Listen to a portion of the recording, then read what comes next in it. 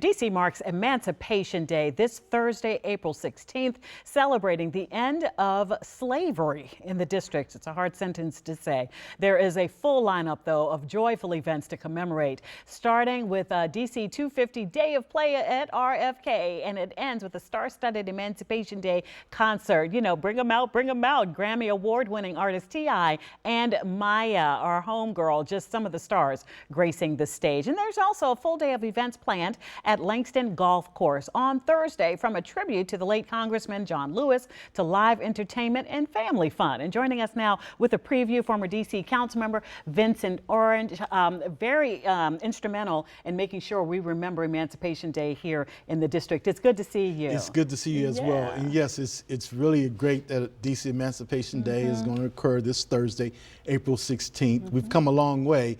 Actually, I introduced the legislation in 2000 along with Carol Schwartz to make it a private legal holiday.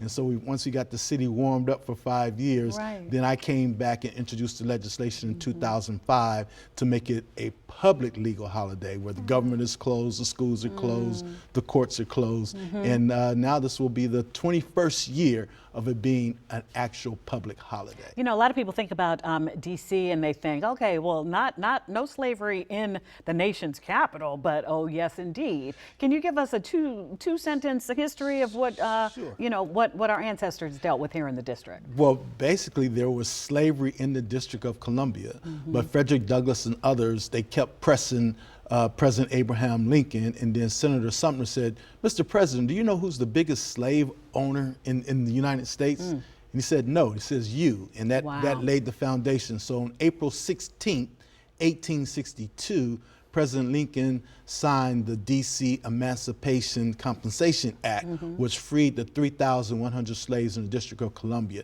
For two reasons. One, they thought it'd be motivation for the slaves to fight in the Civil War, because we weren't doing that well. But they also paid the enslaved owners $1 million to let the 3,100 go. It's the only time in the history of this country where the federal government paid the enslaved owners $1 million to free the 3,100. Seems a little backwards to me, but that's for another day. Let's continue with what's going on at Langston, a historic Langston Golf Course. What will families get when they come out? Well, in the morning, the Good Trouble Foundation will be honoring the late, great, Honorable John Lewis with a golf tournament. And then the gates open up at Langston at 1:00 p.m. for family fun. We'll have a Dream Funland for the kids, moon bouncers, inflatable basketball, free popcorn, snow cones, and cotton candy. And then we'll kick the activities off with DJ Black House, followed by the Top 5 band, and then DC's own Perfection band, and we'll end the evening with Trouble Funk. We'll have vendors, merchandise vendors, food trucks, and just a joyous opportunity for us to come out and celebrate the freeing of the 3,100. But also we want to stay focused on statehood, DC autonomy, home rule, and what's going on in the nation.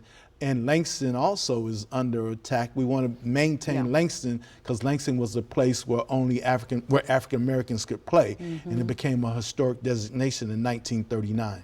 I think it's so fitting to honor the late Congressman Lewis, because we'll think about the abolishing of slavery, but we all know it was going to be another 100 years until African Americans were truly free and saw a full set of civil rights. So very fitting, right? Yes, very fitting. As a matter of fact, when President Lincoln signed the D.C. Emancipation Act on April 16, 1862. 9 months later, he signed the Emancipation Proclamation on January 1, 1863. But then it took 2 years to get the word out throughout the United States, and finally, that's how Juneteenth came about. June 19, 1865, when the soldiers rolled into Galveston, Texas, to let the rest of folks know that they were free as well. Oh boy, it is a very rich history. Thank you for helping to keep it alive. Oh, absolutely. And so how do we get in the last second or so, how do we get the information to come out? Well, just come out to Langston Golf Course, 2600 Benning Road, Northeast. It's a free event.